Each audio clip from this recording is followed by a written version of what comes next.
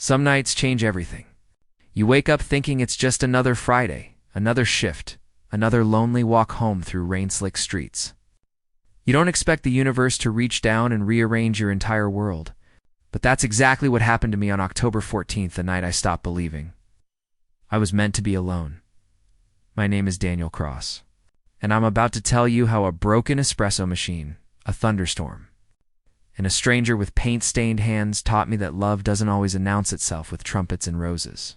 Sometimes it walks in wearing a soaked hoodie, asks for decaf, completely dismantles every wall you've spent years building.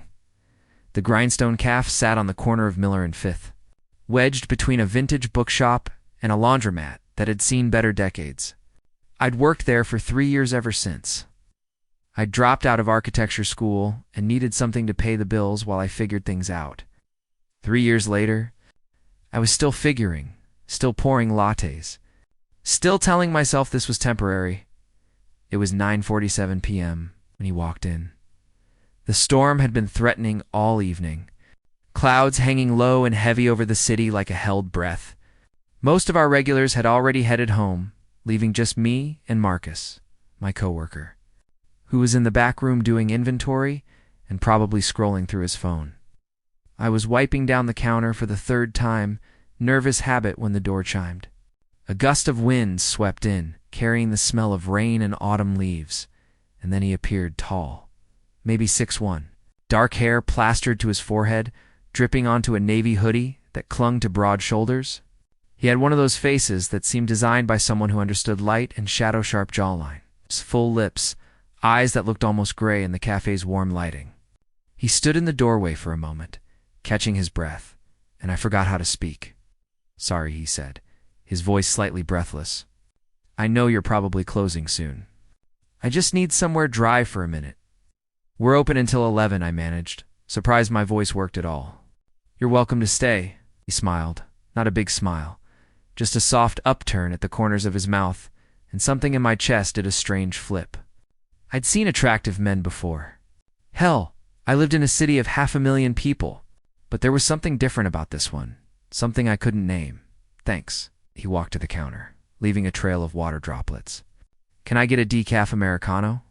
"Large, rough night?" I asked, reaching for a cup. "You could say that." He pulled out his wallet, and I noticed his hands-long fingers stained with what looked like paint. Cerulean blue under the nails, a smudge of burnt sienna on his wrist. Art opening went sideways. Well, not sideways exactly, just ... exhausting. "You're an artist?" "Painter." He said it simply, without pretension. "Exhibit at the Riverside Gallery, or there was supposed to be. Half my pieces didn't arrive because the shipping company lost them somewhere between here and Chicago. So I spent the evening apologizing to people who came to see a collection that was 2/3 missing." I winced. "That's brutal." "Yeah." He ran a hand through his wet hair, sending droplets scattering. "Sorry, you didn't ask for my life story?" "I'm rambling." I stopped myself before saying something embarrassing like I could listen to you talk all night. "It's fine. I mean, that sounds really frustrating." His eyes met mine, and I felt that flip in my chest again. They weren't gray, I realized. They were blue-green, like the ocean before a storm. And they were looking at me with a kind of gentle attention that made me suddenly aware of every inch of my own body. "I'm Evan," he said. "Daniel." I held out my hand before thinking about how awkward that was. Who shakes hands while ordering coffee? But Evan took it without hesitation. His grip was warm despite the rain, firm but not aggressive. We held the handshake a beat too long, and when we let go, I felt the absence of his touch like a physical thing. "Nice to meet you, Daniel." The way he said my name did something to me. Made it sound less ordinary, more like music. I turned to make his drink, grateful for the excuse to look away before he saw the flush I could feel creeping up my neck. The espresso machine hissed and gurgled, filling the silence that suddenly felt charged with something unnameable. "So, do you always work nights?" Evan asked, settling onto one of the bar stools. "Usually. I like the quiet. Fewer people, less chaos." I glanced back at him. "What about you? Do you always wander around in thunderstorms?" He laughed a real laugh this time, low and genuine. Only when I'm having an existential crisis about my career. That bad? Let's just say tonight reminded me why I hate the commercial art world. Everyone wants to know what your work means, what you're saying. Like a painting has to be a thesis statement instead of just something beautiful. I poured his Americano, the dark liquid streaming into the white cup. So what do you want your work to be? Evan paused, and I saw something shift in his expression surprise. Maybe that I'd asked. Honest, he said finally. I want it to feel true. Even if that truth is uncomfortable or doesn't have an easy explanation. I set his coffee in front of him, and our fingers brushed as he reached for it. The contact lasted maybe half a second, but I felt it echo through my entire nervous system. That sounds like good art to me, I said quietly. He looked at me over the rim of his cup, steam rising between us. You know what? I think you might be the only person who's said something genuine to me all night. The overhead lights flickered once, twice, and then the cafe plunged into darkness. Sorry, this building's old. The power goes out whenever there's a strong storm. Got a flashlight? Yeah, hold on. I fumbled in the drawer beneath the register, fingers finally closing around the cold metal cylinder. I clicked it on, and a beam of light cut through the darkness. Catching Evan's face in sharp relief, he looked otherworldly in the flashlight's glow, all angles and shadows, beautiful in a way that made my throat tight. Emergency lighting should kick in any second, I said. But we might have to close early if Daniel. Marcus's voice echoed from the back room. Power's out. I'm heading home before this gets worse. You good? I hesitated. I should have said no, should have asked him to stay. But Evan was looking at me with those storm-colored eyes, and I heard myself say, yeah, go ahead. Cool, lock up when you leave. The back door opened and closed, and then it was just us. Me and a stranger in a dark cafe with a storm raging outside. Looks like it's just us, Evan said, echoing my thoughts. Yeah, my heart was doing something complicated in my chest. The emergency lights aren't coming on. The backup generator must be out. So what do we do? I should have suggested he leave, should have closed up and gone home. But instead, I said, wait it out. The power usually comes back within an hour. Evan smiled, and even in the flashlight's limited glow, it was radiant. Works for me. Better than walking home in this. I came around the counter, and we settled at one of the small tables near the window. Rain hammered against the glass, turning the street outside into a blur of neon reflections and shadows. The flashlight sat between us, casting a small circle of light in the surrounding darkness. So, Evan said, since we're stuck here, tell me about you. Why does someone end up working night shifts at a cafe when they clearly have more going on? What makes you think I have more going on? The architecture magazine under the register. The sketch on the notepad behind the counter, really good sketch, by the way. The way you looked when I mentioned hating commercial art, like you understood exactly what I meant. I felt exposed, seen in a way I wasn't used to. I was in architecture school. Dropped out second year. Why? No one ever asked why. They just assumed money problems, bad grades, lost interest. But Evan asked like he actually wanted to know. I realized I was designing buildings I'd never want to live in, I said slowly. Everything was about efficiency, cost-effectiveness, maximizing space. No one talked about beauty or how a building makes you feel. And I thought, if I'm going to spend my life creating things, they should matter. They should make people feel something. Evan leaned forward, his face intense in the half-light. So why did you stop? Because I didn't think I was good enough. Because it seemed impractical. Because I stopped, surprised by how much I wanted to tell him. Because I was scared. Of what? Of failing. Of spending years on something just to discover I wasn't talented enough to make it work. Evan was quiet for a moment, his fingers wrapped around his no-cold coffee. Can I tell you something? Every artist I know, every single one, feels like a fraud. Like they're one bad review away from everyone realizing they have no idea what they're doing. But the ones who make it aren't the most talented. They're the ones who keep going anyway. Is that what you did? Hell yes. I failed so many times before I got here. Bad shows, worse reviews, Years of painting in a studio apartment that smelled like turpentine and desperation. But I kept painting because not painting felt like not breathing. The passion in his voice made something crack open inside me, something that had been closed for a long time. I miss it, I admitted. Designing, creating, I miss it every single day. So why don't you start again? It's not that simple. Why not? I didn't have a good answer. Just excuses. Just fear. We talked for what might have been minutes or hours' time felt strange in the darkness. Like it moved by different rules. Evan told me about growing up in a small town where being different meant being invisible. It's about moving to the city at 19 with nothing but a duffel bag and a box of paints. I told him about my parents who'd wanted me to be an engineer. About the blueprint I'd drawn when I was 12 for a house made entirely of windows because I wanted to live inside light.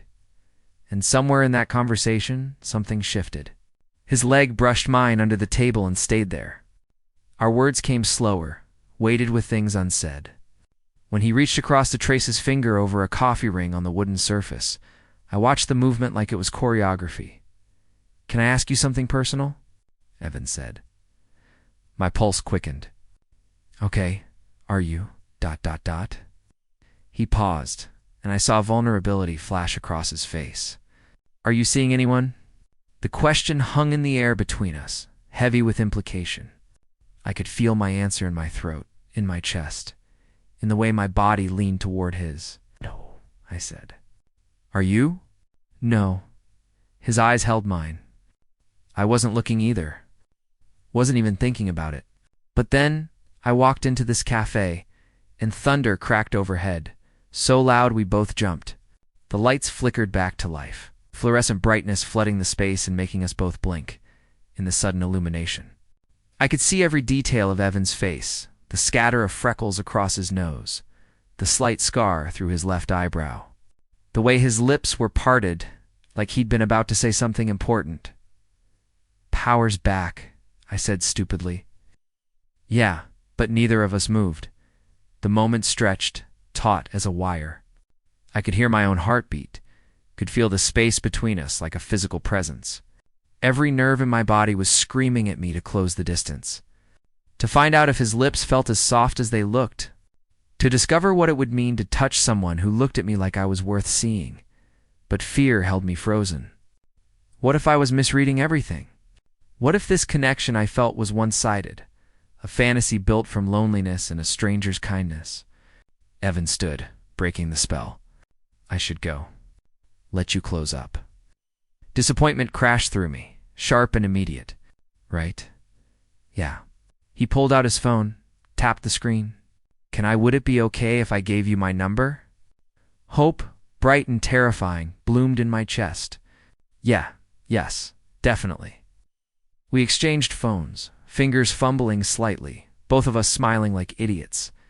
When he handed mine back, I looked at the contact he'd created. Evan Marshall, followed by a paint palette emoji. "Text me?" He said, "I mean, if you want." "No pressure." "I will." The words came out more intense than I'd intended. But I didn't take them back. He walked to the door, then paused with his hand on the handle. Turned back. The look on his face made my breath catch like he was wrestling with something, deciding something. "Daniel." "Yeah, for what it's worth." I never expected love to find me tonight either. And then he was gone, disappearing into the rain-washed street, leaving me standing alone in the cafe with my heart racing and his words echoing in my head. Love. He'd said love. What? Pulled out my phone and stared at his number for a long time before finally typing. "Made it home okay?" 3 dots appeared almost immediately, then just walked in. "Thank you for tonight. For listening. For being exactly what I needed me." "Same. Really? Evan, get home safe. Dream good dreams." I locked up the cafe in a daze. Everything looking different, somehow sharper, more vivid, like the world had been black and white and someone had just turned on the color that night.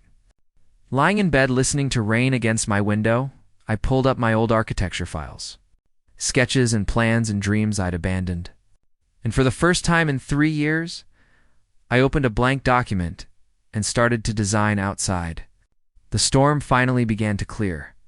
I spent the next morning in a strange fog, caught between disbelief and exhilaration. Had last night actually happened? Had I really spent 2 hours in a dark cafe with a beautiful stranger who'd looked at me like I mattered, who'd said the word love before disappearing into the rain? My phone proved it wasn't a dream. Evan's number sat in my contacts, real and terrifying and full of possibility.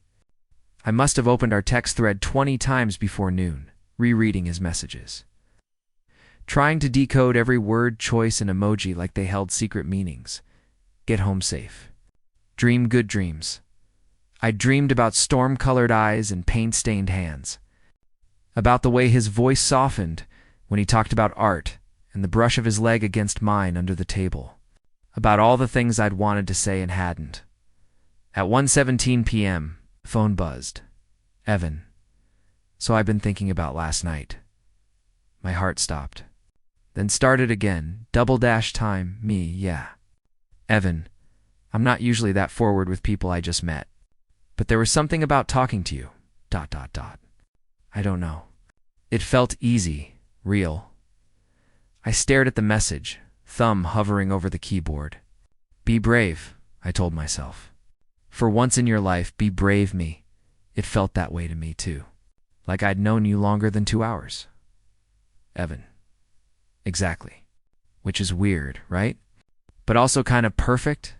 Me, perfect is a good word for it. 3 dots appeared, disappeared, appeared again. I held my breath. Evan, what are you doing tonight? We met at Riverside Park at 7. The storm had scrubbed the city clean, leaving everything sharp and bright under a sky that faded from gold to indigo. I arrived 15 minutes early, which gave me plenty of time to second-guess every decision I'd made. My clothes too casual, my hair too messy, the flowers I'd bought from the corner stand and then left in my car because maybe flowers were too much for a first date. Or maybe this wasn't even a date. Maybe it was just 2 people hanging out. Except his text had included a winky face and hey. Spun around. Evan stood a few feet away, backlit by the setting sun, and the sight of him drove every anxious thought from my head. He'd cleaned up since. Last night, hair dry and artfully tousled, wearing dark jeans and a green button-down that made his eyes look even more striking. But there were still traces of paint on his hands, and his smile held the same gentle warmth that had undone me in the cafe. Hi, I said, suddenly aware of how stupidly large my own smile was. You found it okay? Your directions were very thorough. He walked closer, and I caught the scent of his cologne, something woodsy and clean. So, here we are. Here we are, I echoed. An awkward beat passed. I should mention, I haven't done this in a while. Done what? This. Dating. Going out with someone I actually like. The admission made me feel vulnerable, but Evan's expression softened. Want to know a secret? I'm terrified right now. You're so confident I'm an excellent actor. He stepped closer, close enough that I could see the flecks of gold in his irises. But the truth is, I haven't felt this nervous about someone in years. You make me nervous, Daniel Cross. The way he said my full name, deliberate, savoring each syllable, made heat bloom in my chest. Is that good or bad? Good. He reached out, let his fingers brush mine. Definitely good. We walked along the river path, staying close enough that our shoulders bumped every few steps.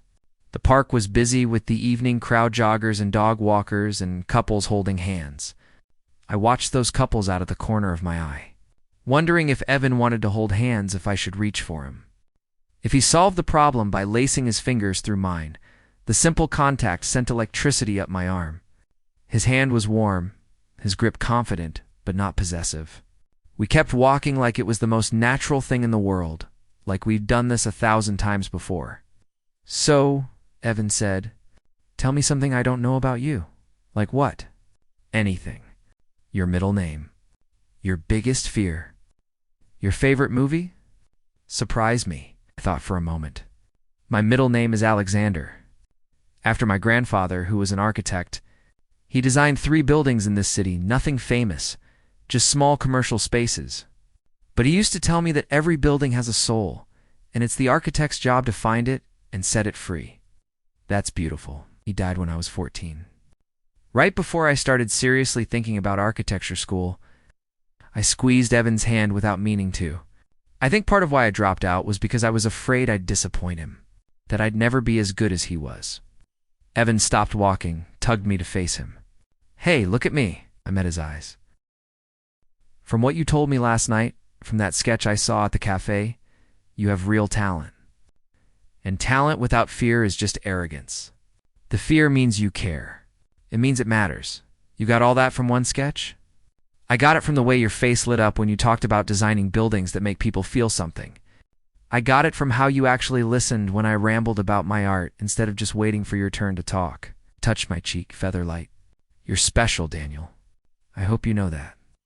No one had ever said anything like that to me. No one had ever looked at me the way Evan was looking at me right now, like I was something precious and rare. "Your turn," I managed, voice rough. "Tell me something I don't know." Evan dropped his hand but kept hold of mine as we started walking again. "Okay. Something you don't know." He was quiet for a few steps. "I came out when I was 17. My parents didn't take it well. We haven't spoken in 6 years. Evan, I'm so sorry. It's okay. I mean, it's not okay, but I've made peace with it. Built my own family friends who chose me, who see me. That's worth more than blood ties based on conditions and expectations. Still, that must have been incredibly hard." "It was." He glanced at me, something vulnerable in his expression. "But it taught me not to waste time hiding who I am or what I want. Life's too short to pretend, you know. Is that why you said what you said last night? About love?" He smiled, but it looked nervous. "Was that too much?" "I've been worrying that I scared you off." "Oh God, no." It was I struggled for words. It was maybe the most honest thing anyone's ever said to me.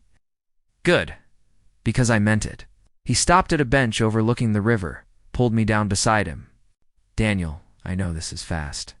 I know we barely know each other, but I felt something the moment I walked into that cafe. And then we talked, and it wasn't just attraction, though believe me, there's plenty of that. It was recognition. Like my soul saw yours and said, 'Oh, there you are.' My throat felt tight. I felt it too. Yeah. I turned to face him fully, heart pounding. I've spent 3 years telling myself I was fine alone, that relationships weren't worth the risk of getting hurt. But then you walked in, dripping wet and rambling about art, and suddenly I remembered what it feels like to want something, to want someone." Evan's eyes darkened. "And do you want me?" The question hung between us, loaded with meaning. The sun had set fully now, leaving us in the purple twilight, and I could hear my pulse in my ears. "Yes," I whispered. He leaned in slowly, giving me time to pull away, to change my mind. But I didn't want to pull away. I wanted this more than I'd wanted anything in years. Our lips met softly, at first a question and exploration. He tasted like coffee and possibility. The kiss deepened gradually, his hand coming up to cup the back of my neck, my fingers clutching the front of his shirt. It felt like falling and flying simultaneously. Like every romance cliché I'd ever rolled my eyes at was suddenly impossibly real. When we finally broke apart, both breathing hard, Evan rested his forehead against mine. "Okay," he said shakily. "So that was ... double quotes. Yeah. Can we do it again?" I answered by kissing him, slower this time, savoring every sensation.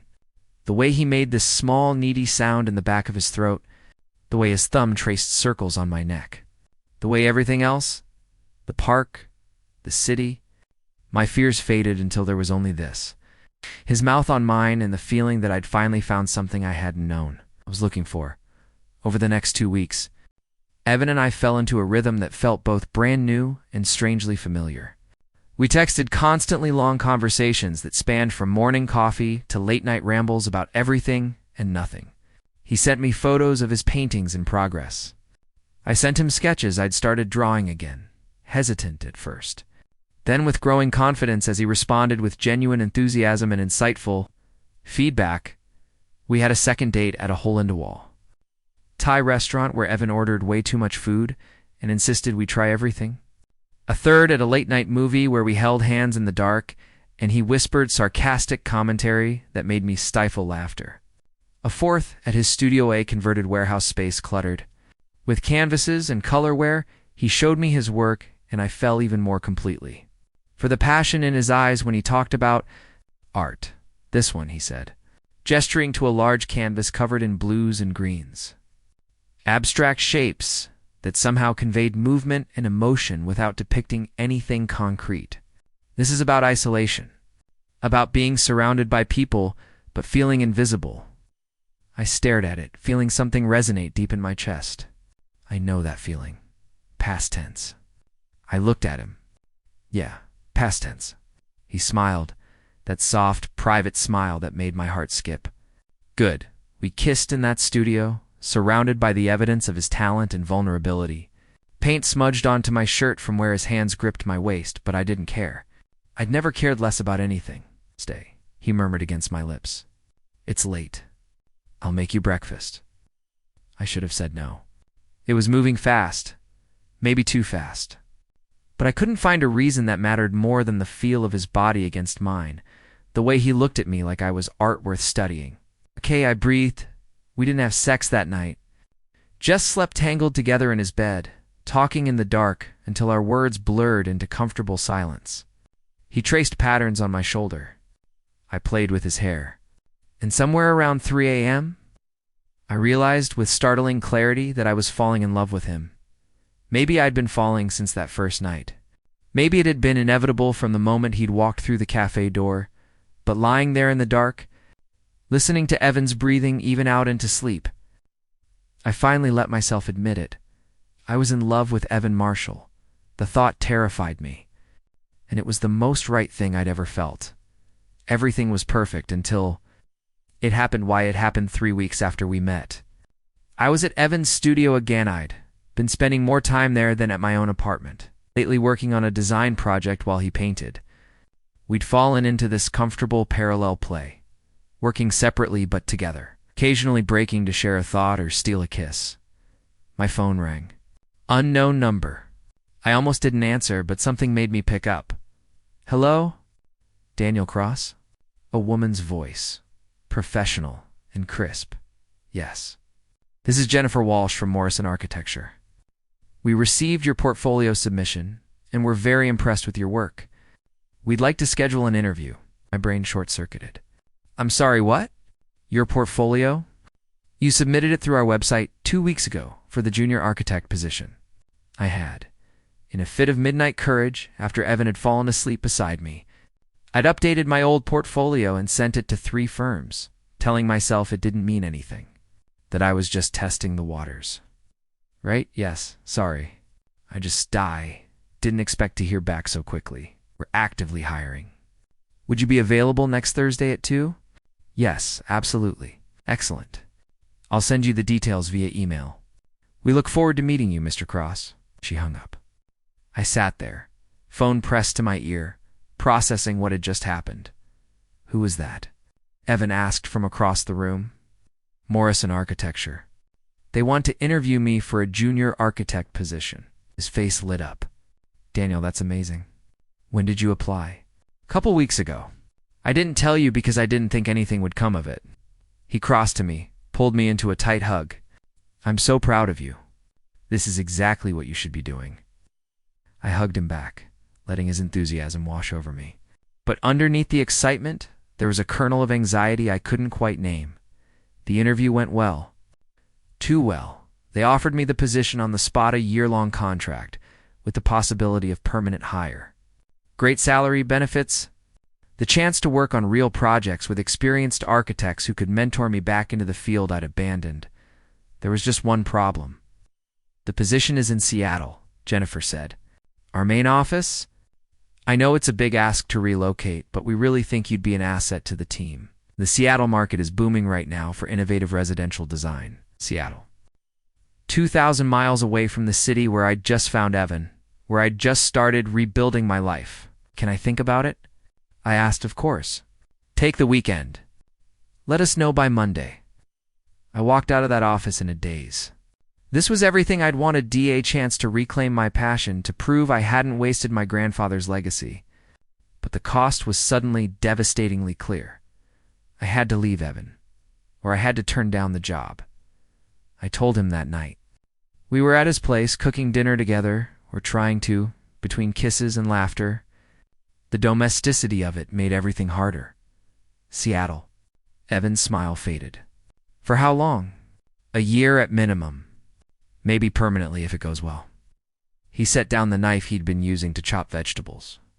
That's really far, I know, but it's an amazing opportunity. I know that too. Silence stretched between us. I could see him thinking, processing, trying to find a solution that didn't exist. We could do long distance, he said finally. People make that work, do they really? I couldn't keep the skepticism out of my voice. We've been together less than a month, Evan. Would we even survive being apart? What are you saying? I'm saying I ran my hands through my hair, frustrated. I'm saying I don't know what to do. This job is everything I've worked for. But I'm what? You're everything I didn't know I needed. The words came out raw, honest. I've been alone for so long, and then you appeared, and suddenly I remembered what it feels like to be happy, to be seen. And now I have to choose between the career I've always wanted and the person who makes me feel like myself. Evan's eyes were bright, maybe with unshed tears. You shouldn't have to choose, but I do. Because long distance doesn't work? Not really. We'd see each other maybe once a month if we're lucky. We'd grow apart. And eventually, one of us would resent the other for the sacrifice we're making. You don't know that, don't I? I stepped closer, needing him to understand. I've watched it happen to friends. The phone calls get shorter. The visits get further apart. You start living separate lives until one day you realize you're strangers who used to be in love. So what? His voice rose, anger bleeding through the hurt. You're just going to give up? Walk away from this? I don't want to, but I don't see another option. The other option is trusting that what we have is strong enough to survive distance. Trusting that I'm worth fighting for. He grabbed my hand, pressed it against his chest. I could feel his heart racing. I love you, Daniel. I'm in love with you. And I know it's fast and maybe crazy, but it's true. So don't stand there and tell me there's no option when the real problem is you're too scared to try. The accusation hit like a physical blow. That's not fair, isn't it? You dropped out of architecture school because you were scared. You spent 3 years hiding in a cafe because you were scared. And now you're going to run away to Seattle because you're scared of this, he gestured between us. Being real and messy and complicated. That's not time, not. But the words died in my throat because he was right. God. He was right. I was scared. Terrified of failing at my career and losing Evan. Of choosing wrong and regretting it forever. Of opening myself up completely and discovering I wasn't enough. I need some air, I said, pulling away. Daniel, please. Just give me some space to think. I grabbed my jacket and left, ignoring Evan calling my name. Walked blindly through the night streets until I found myself at Riverside Park. At the bench where we'd first kissed, I sat there for hours. Trying to figure out what the hell I was supposed to do, I called in sick to work the next day. Spent it in my apartment, staring at walls, phone silent. Evan didn't call or text. The absence of his presence felt like missing a limb. By Saturday evening, I'd made myself sick with overthinking. Every scenario ended badly. Take the job, lose Evan, stay for Evan, resent him eventually for the career I'd given up, try long distance, watch it crumble under the weight of distance and doubt. There was no good answer. Just varying degrees of pain. My phone buzzed. Finally. But it wasn't Evan. Marcus. Hey man. Heard you've been Mia, you okay? Me. Not really. Marcus. Cafe. 20 minutes. We're talking. I considered ignoring him, but Marcus had been a good friend. Even if I'd been too wrapped up in my own world to appreciate it lately, I owed him at least a conversation. The grindstone was quiet, just a few customers scattered at tables. Marcus had made me my usual Ola. Cappuccino with extra foam and, We sat in the corner booth where I'd once waited out a storm and met someone who continued. 6:44 a.m.d. changed everything. So, Marcus said, you going to tell me why you look like death? Or do I have to guess? Job offer in Seattle. A relationship that's barely a month old. Classic, impossible choice. The artist guy. Evan. I nodded. I haven't talked to him since Thursday. We fought. About me being a coward. Marcus raised an eyebrow. Did he say that? Not in those words. But yeah, I wrapped my hands around the warm cup. He said I'm scared to fight for what we have. That I'm running away? Is he right? The question sat between us. I thought about that first night, how I'd almost let Evan leave without getting his number, how I'd nearly talked myself out of every date, every moment of vulnerability, how even now, sitting here, part of me wanted to take the safe route move to Seattle, start fresh, avoid the risk of loving someone who might leave. Yeah, I admitted. He's right. Okay. So what are you going to do about it? I don't know. The job is incredible, Marcus. It's everything I studied for. And Evan would never ask me to give that up, which somehow makes it worse. He loves me enough to let me go, and my voice cracked. I don't know if I'm strong enough to do long distance. What if I'm not enough from 2,000 miles away? Marcus leaned back, studying me. Can I tell you something? Please. My boyfriend Jakuv met him a few times. We don't talk about this much, but we did long distance for 2 years. He was finishing his degree in Boston while I was here. Stared at him. I had no idea. Yeah, well, it sucked. Like, really sucked. There were nights I wanted to give up, times I was convinced it would never work. But you know what got us through? What? We decided it was worth it. Not that it might be worth it, or that we hoped it would be worth it. We decided, made a choice, and committed to it fully, even when it was hard. Especially when it was hard. He leaned forward. The distance didn't kill us, Daniel. What would have killed us is if one of us had been half-in, 1 foot out the door, waiting for an excuse to quit. So you're saying I should try? I'm saying you need to figure out what you actually want. Not what's safe or easy or logical. What does your gut tell you? I closed my eyes. Let myself feel without thinking, without fear getting in the way. And underneath all the anxiety and doubt, there was a truth so clear it was almost painful. I wanted Evan. I wanted the career too, but I wanted him more. Or not, Mirai wanted both, and I was willing to fight for both. I want to try, I said quietly. I want to believe we're strong enough, and tell him that. Not after you've figured everything out. Not when you have a perfect plan. Tell him now. Tell him messy and scared and uncertain, because that's what real love looks like. I practically ran to Evan's studio.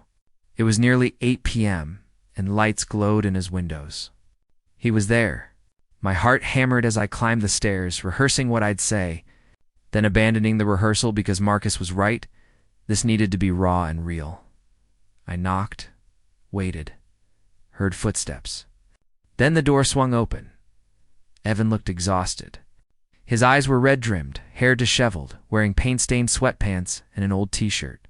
He'd been working. I could see the fresh canvas behind him, splashed with angry reds and deep purples. Daniel. His voice was flat, guarded. What are you doing here? I needed to see you. To talk? Can I come in?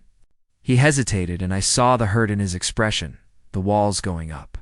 But he stepped aside. The studio felt different. Colder, despite the space heaters. Or maybe that was just the distance between us as we stood awkwardly near the door. So Evan said, "Did you decide?" Yes. No. Sort of. I took a breath. I'm taking the job. Something crumpled in his face. Right. Okay. Let me finish. I'm taking the job because it's what I need to do. For me, for my career, for my grandfather's legacy. But I stepped closer. I'm also all in with you. If you'll have me. Long distance. I know it's hard. I know the odds aren't great. But I've spent the last 3 years playing it safe, and it made me miserable. And then you walked into my life and reminded me that the best things, the things worth having, require risk. Evan's eyes searched mine. What changed? 2 days ago, you were convinced we'd fail. I was scared. I am scared. But I realized I'm more scared of not trying. Of looking back in 10 years and wondering what might have been if I'd just been brave enough to fight for you. I reached for his hand. He let me take it, though he didn't squeeze back. You were right. I run when things get hard. But I don't want to run anymore. I want to stay, Vin, from 2,000 miles away. I want to stay. Daniel ... double quotes, his voice wavered. I love you, I said. The words felt monumental. I'm in love with you, Evan Marshall. And I know it's fast and maybe reckless, but it's the most certain thing I've ever felt. So I'm asking, begging, really for the chance to prove we can make this work. A tear slid down Evan's cheek, then another. You're an idiot, he said, but he was smiling. I've been painting angry canvases for 2 days because I thought I'd lost you. You haven't lost me. You won't lose me. I cupped his face, thumbs brushing away his tears. We'll video chat every day. I'll visit as often as I can. And we'll count down until the contract ends and I can come home. You mean that? Every word. He kissed me, then desperate and relieved, and full of all the emotion we'd been holding back. I kissed him like I was memorizing him, storing up the taste and feel of him for the lonely nights ahead. When we broke apart, Evan rested his forehead against mine. 1 year, he said. We can do 1 year. We can do 1 year, I agreed. But I have conditions. Anything. We FaceTime at least 5 times a week. Minimum. I want to see your face. Not just text bubbles. Done. We visit every 6 weeks if possible. I'll come to Seattle too. We split travel costs. Absolutely. And he pulled back to look at me seriously. You have to promise me something. If this starts to feel wrong, if either of us is more unhappy than happy, we talk about it. Honestly. No martyring yourself for my sake. No suffering in silence. We communicate or we fail. Those are the options. I promise. Same goes for you. Deal. He kissed me again, softer this time. Now come to bed. We have a month before you leave and I plan to make every second count. The next 4 weeks passed in a blur of bittersweet intensity. We spent every possible moment together. I cut my hours at the cafe, and Evan rearranged his studio schedule. We were shameless about it, holding hands everywhere, stealing kisses in public. Completely wrapped up in each other, he took me to gallery openings and introduced me to his artist friends. People who welcomed me with open arms and genuine interest. I brought him to the building sites I'd soon be working on in Seattle, showed him the design concepts I'd been developing. He'd ask questions that made me think deeper, see things from new angles. We talked about the future of the apartment I'd be renting, the flight schedules, the time difference. Made plans for his first visit in October. Talked about what we'd do when my contract ended, where we'd live, whether Seattle or here or somewhere new entirely. I could move there, Evan said one night, lying in his bed with his head on my chest. If things work out, my art doesn't have to be tied to one city. Let's take it one step at a time, I said, fingers combing through his hair. See how the year goes. But I want you to know I'm flexible. This isn't just you sacrificing for your career. I believe in us, Daniel. In what we're building. The night before I left, Evan gave me a gift. A small canvas, maybe 8 by 10 inches.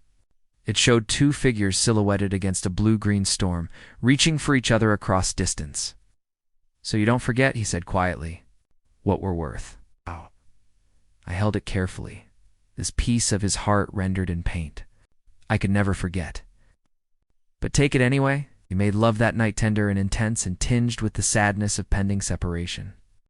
Afterward, we lay tangled together, neither of us sleeping, both trying to memorize the feeling of this. Together, complete, whole. I'm going to miss you so much, Evan whispered. Miss you too. Every single day. But we'll be okay. We'll be better than okay. We'll be worth it. Seattle was everything the firm had promised: challenging projects, brilliant colleagues, a city vibrant with design opportunities. But it was also lonely in ways I hadn't anticipated. The time difference meant Evan was 3 hours ahead. When I got off work, he was often already winding down for the evening.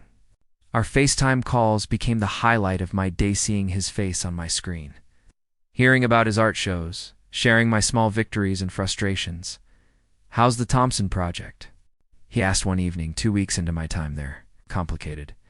The client wants modern minimalism, but the site has these beautiful old trees that deserve to be featured, not ignored. I'm trying to design something that honors both. Show me." I flipped the camera to show my sketches. Evan studied them silently, and I waited, nervous for his opinion. "What if you brought the trees into the design?" he said finally. "Like literally. Floor-to-ceiling windows that make them part of the interior space. Or a courtyard that wraps around the biggest one? That could work." I pulled the notebook closer, mind already redesigning.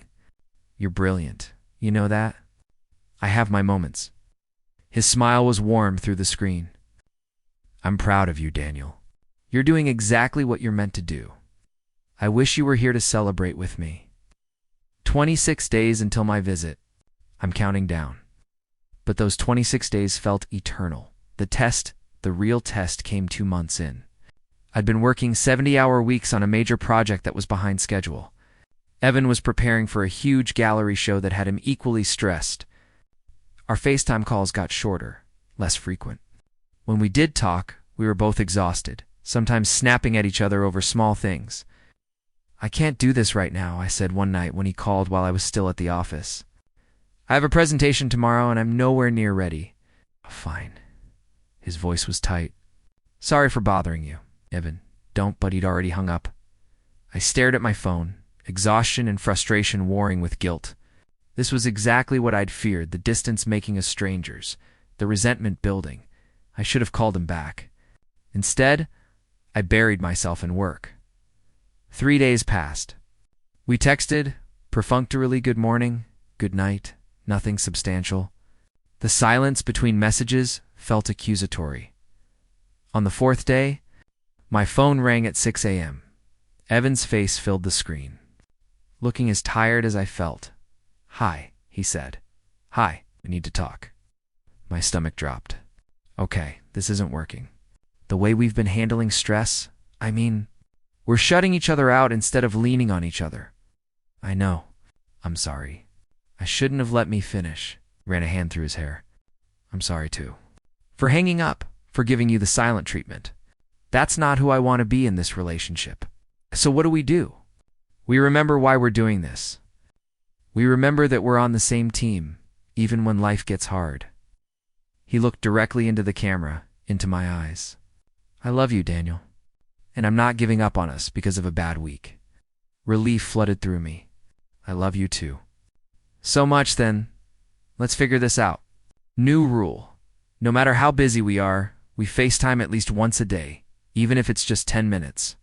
Even if we're tired or stressed or angry, especially then, deal. We're honest about when we're struggling. No pretending everything's fine when it's not." "I'm struggling," I admitted. "I miss you. I miss us. And sometimes I wonder if I made the right choice, coming here." "Are you happy with the work?" I thought about the designs I was creating, the projects taking shape. "Yes, it's everything I hoped it would be." "Then you made the right choice. The missing me part, that just means we're real. It's supposed to be hard. If it wasn't, we wouldn't be worth fighting for." God, I love this man. "When did you get so wise?" "I've been reading relationship advice blogs," he admitted sheepishly. "Like a lot of them." I laughed for the first time in days. "You're ridiculous." "Yeah, but I'm your ridiculous." Evan's visit in October was everything I needed. We spent 3 days barely leaving my apartment, reconnecting in every way possible. Then I showed him Seattle, the Space Needle, Pike Place Market, the waterfront. He sketched in coffee shops while I worked on portable projects beside him. Comfortable in our parallel existence, "I can see why you like it here," he said on his last night. As we watched the sunset over Puget Sound, "It suits you. You could like it too. If you wanted," he squeezed my hand. "Let's see how the year goes." But something had shifted. The visit proved we could survive the distance. More than survive, we could thrive, could maintain the connection that made us us despite the miles. In January, 7 months into my contract, Evan called with news. Remember the gallery show I did in November? The one that was kind of a disaster because the lighting was wrong? Yeah, apparently a collector saw it and loved it anyway. She wants to commission a series. 12 paintings for her new corporate headquarters. He paused. In Seattle, my heart stopped. What? She wants me to do a residency here. 3 months, all expenses paid, studio space included. I'd be there in March. Evan, that's incredible. Right, and it gets better. She's connected with the Contemporary Museum there. She might be able to arrange a solo show for me when the commission's done. So you'd stay? After the 3 months. Maybe. Probably. His eyes shone through the screen. I mean, if that's okay with you? I don't want to crowd you or assume. Are you kidding? This is perfect. I couldn't find words big enough. When I'd arrive March 1st, just 2 months away, 2 months until I could wake up next to him again, until we could be together, really together, not just through screens. I can't believe this, I said. After all the struggling and missing you and wondering if we'd make it, we're getting our happy ending, Evan finished. Or happy middle, I guess. The story's not over. Evan moved to Seattle on a rainy March morning, fitting somehow. I took the day off work to help him settle into his temporary studio, a converted loft space in the Arts District. What do you think? He asked, surveying the space. I looked around at the huge windows, the exposed brick, the perfect light. Then I looked at him paint-stained hands, messy hair, that smile that still made my heart race. I think it's perfect, I said. I think you're perfect. I think we're exactly where we're supposed to be. He crossed to me, wrapped his arms around my waist. Remember that first night? When I walked into the cafe, how could I forget? I was so lost. The show had fallen apart. I was questioning everything about my career and my life.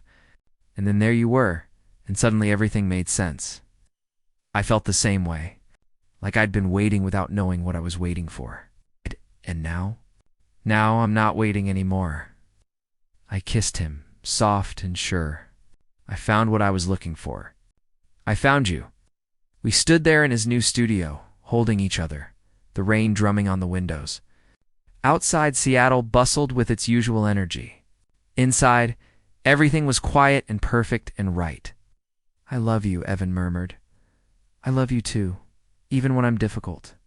Especially then, even when we're stressed and snapping at each other. Even then, he pulled back to look at me, eyes serious. This is it for me, Daniel. You're it. I know it's early to say this, but I need you to know I'm in this for the long haul.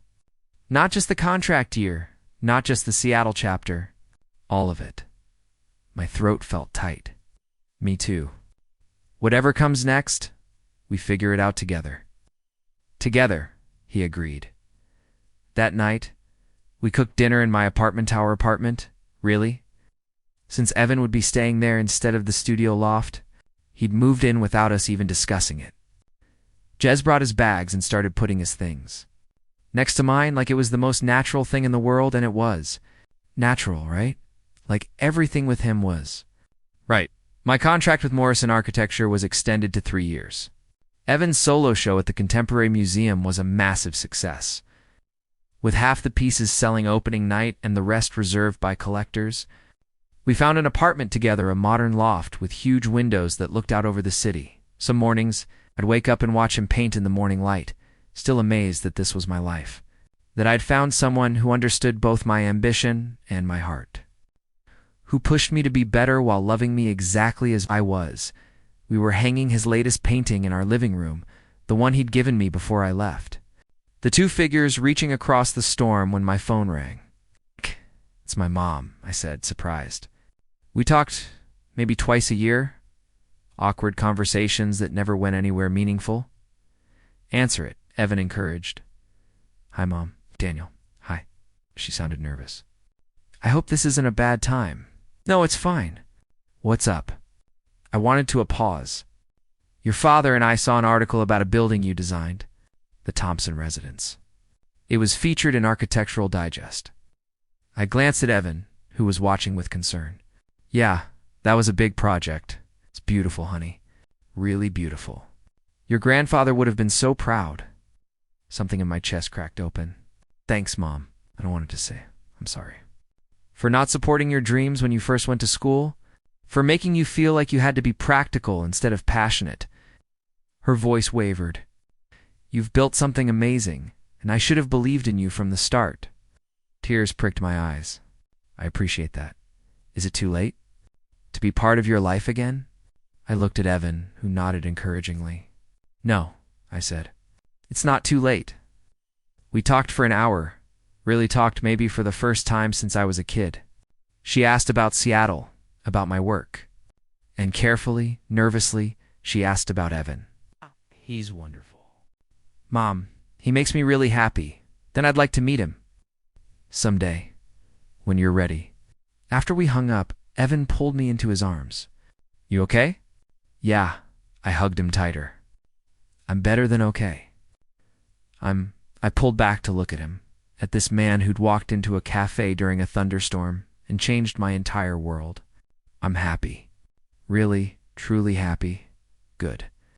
He kissed my forehead, my cheeks, my lips, because you deserve it, all of it. The career, the family, the love, you deserve everything. So do you.